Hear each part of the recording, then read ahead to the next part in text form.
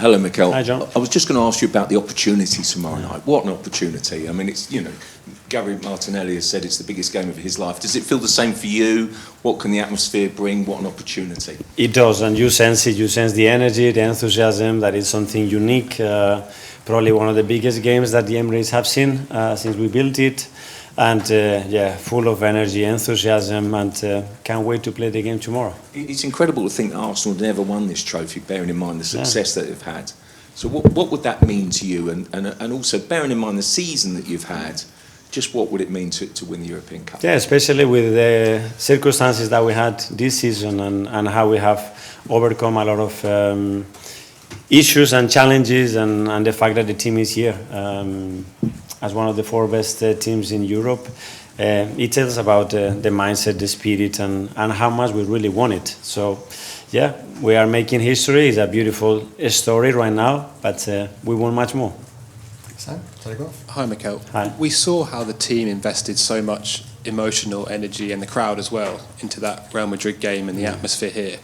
Is it a case of just doing that again? I mean, is it that simple? Tomorrow more, I told them, and I'm not exaggerating when I said, guys, bring your boots, bring your shorts, bring your t-shirts, and let's play every ball together. You want to do something special, that place has to be something special, something that we haven't seen, and I really hope that everybody that comes tomorrow to the Emirates and everybody's watching and following us, it brings that energy with them.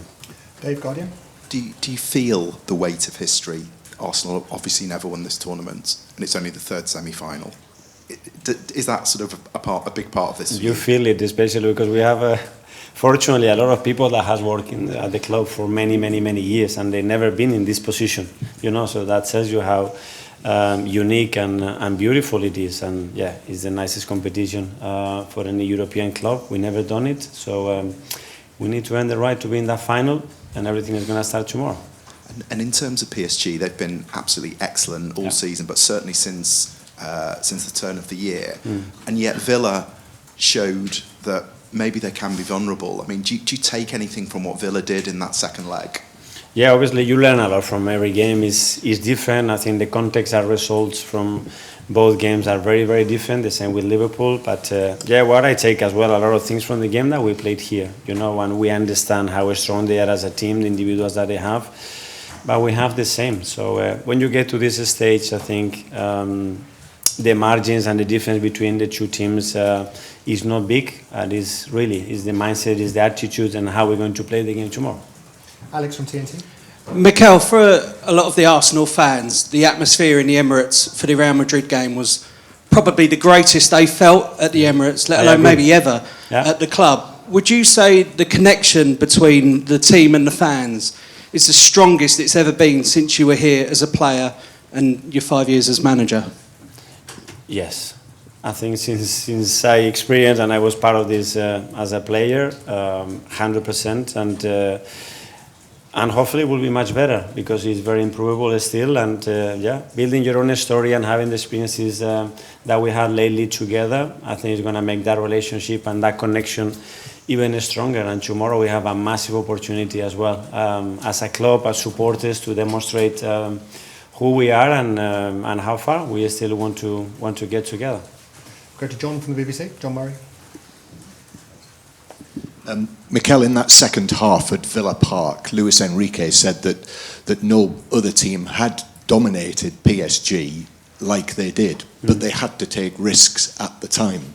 So tell us a little bit about how you are brave against this team. Well, I think you've seen it firsthand, the way we approach the game against Real Madrid, the way we approach the game when we played them before, the way we approach every week. That's not going to change. That's who we are, is our biggest strength.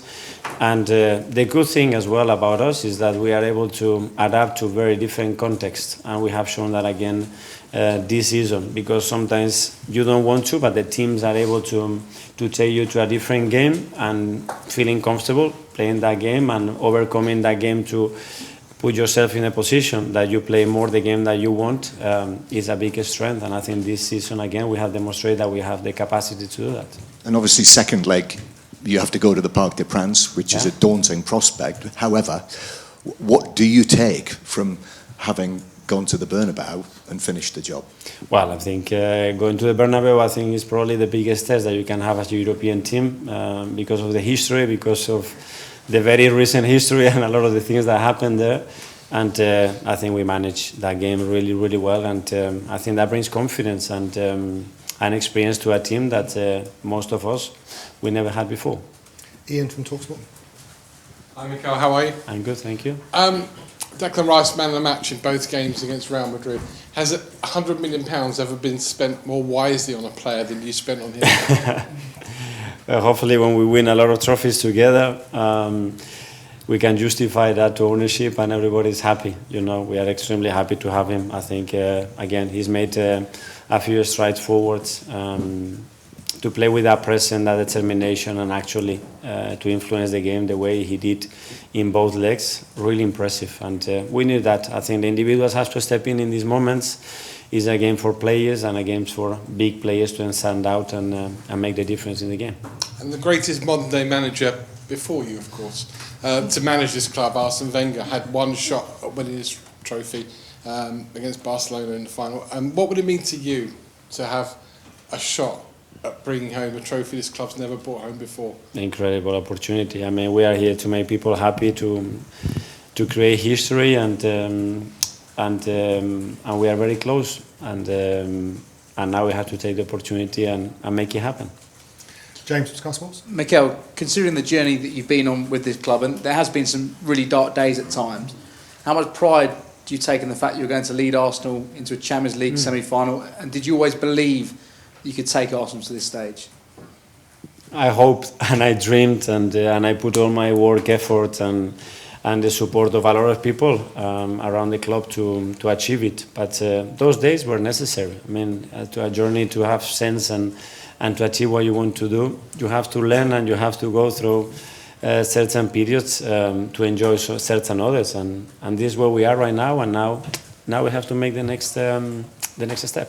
No Thomas Partey tomorrow. How much of a boost was it to have Mikel Merino back in training? And can you provide an update when it comes to Calafiori as well, and Ben White back in training today? Yeah, as well? Mikel and Ben. So obviously we know that we lost Thomas, unfortunately, very late in the game against Real Madrid. And Ben and Mikel, they were able to train. Let's see if they are able to start tomorrow. And Ricky is still not fit. Art Athletic. Hi, Mikel. I think before the Real Madrid game, you spoke about it being about more than belief, but a mindset. And I was just wondering, can you explain what that mindset looks like? Is it something that's had to kind of shift as time has kind of evolved? It's just to visualize it, to be convinced, to go on that piece thinking, we're going to beat them. We're going to be better than them tomorrow, and we're going to do everything that we understand is the right things to earn the right to win the game, and go there with that conviction and feel the conviction around it. I think it's key. If we are able to generate that energy, we're going to be much closer to winning the game. And that's what I feel, again, in the team, that we are really looking forward to play the games tomorrow, and we're going to give our very best to try to win the game. That feeling that you've described, is it something that you can kind of notice changing in real time, or is it only when you look back? I think probably you feel it because it's been so much work done before, and because the players are really resonating with what we are doing, and they feel, we can face these guys and we can be better than them. And that's the feeling we had against Madrid or the previous round or through the group stages, and that's how we feel today. I look at them in the eyes, and they can't wait to play tomorrow. That's the feeling. James, ESPN. Hi, Mikel. You talk about sensing that weight of history. How do you and the players channel that sort of most positively into the game tomorrow?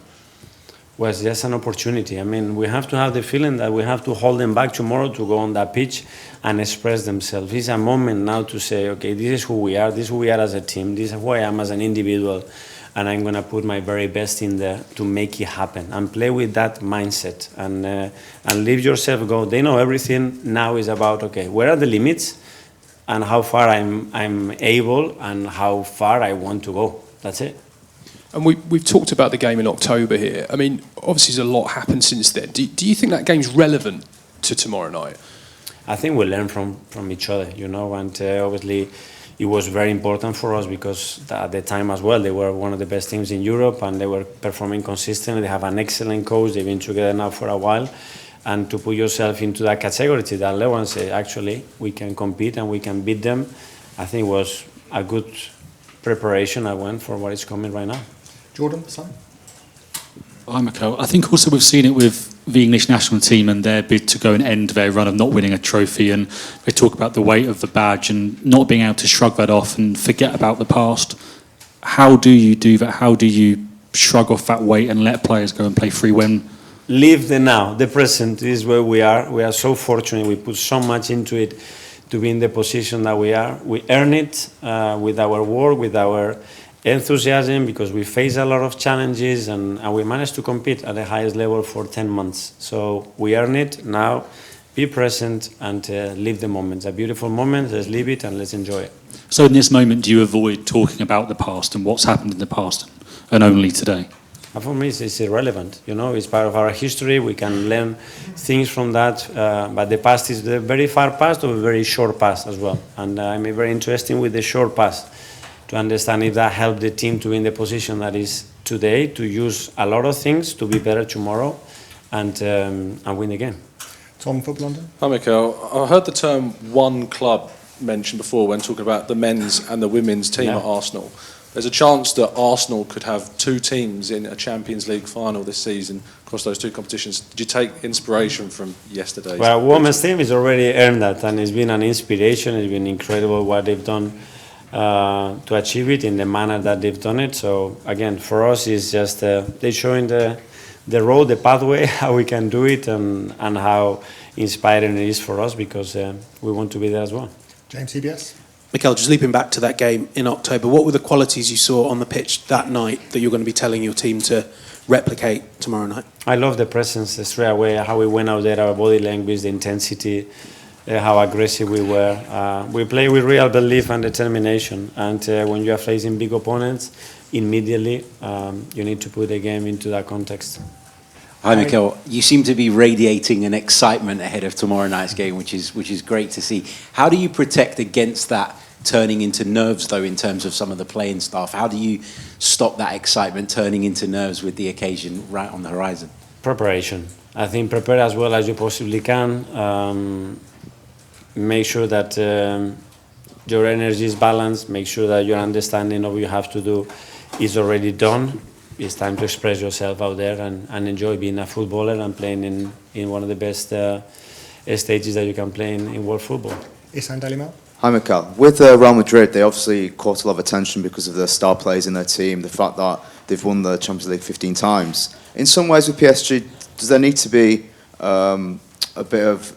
You need to be careful in some ways because of, despite obviously not having that prestige as Real Madrid did, they're still a good team, and obviously...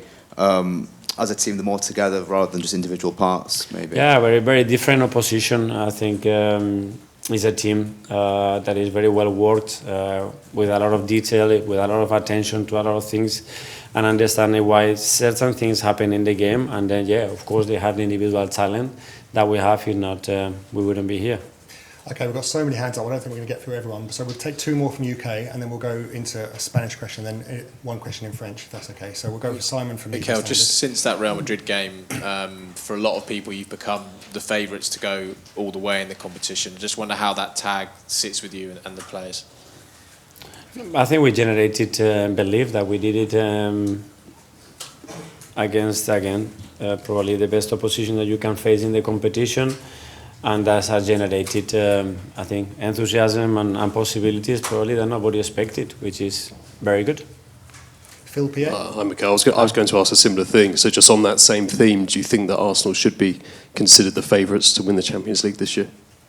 Well, I think when you look at the history, we go back to the history, no, because we never done it. So there is so much to do. Hopefully, if somebody believes we can do it, it's because of the performances and what is the team transmitting against the big opposition. If that's the case, okay.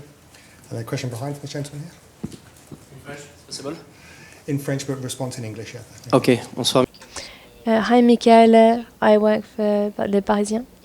We often speak about strategy, we speak about lots of different things, but at the end of the day, when we get to the semi-final of a Champions League, is it not the team that are going to play with their hearts and be the most intense that are going to qualify for the final? So that's one, certainly, the intensity and And the understanding of managing emotional moment is very important, but at the end you have to play your game, you have to deliver the quality in key moments to earn the right to win a football match against a really good opposition.